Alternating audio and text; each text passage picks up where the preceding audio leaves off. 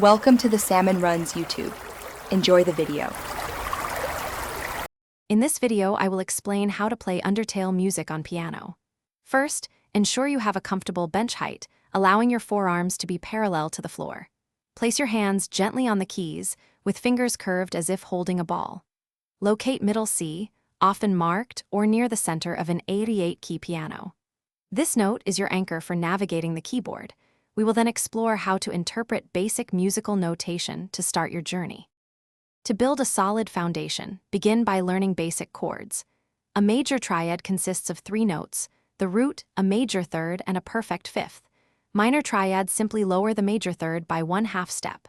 Practice C major, G major, and a minor chords as they appear frequently. Simultaneously, work on your scales, such as C major and a minor, to develop fluid finger movements.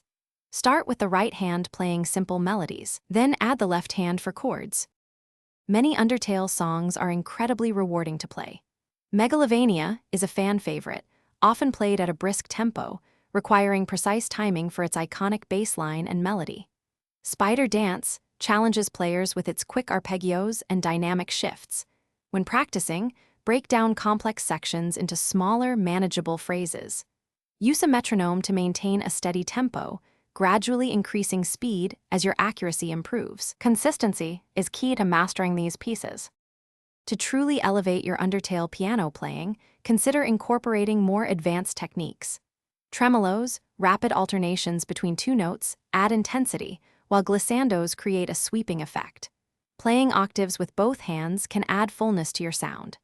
Experiment with different dynamics, from soft pianissimo to loud fortissimo, to convey emotion. Many online resources offer free sheet music and video tutorials, providing endless opportunities to learn new songs and refine your skills. Thanks for watching. Consider subscribing if we helped you.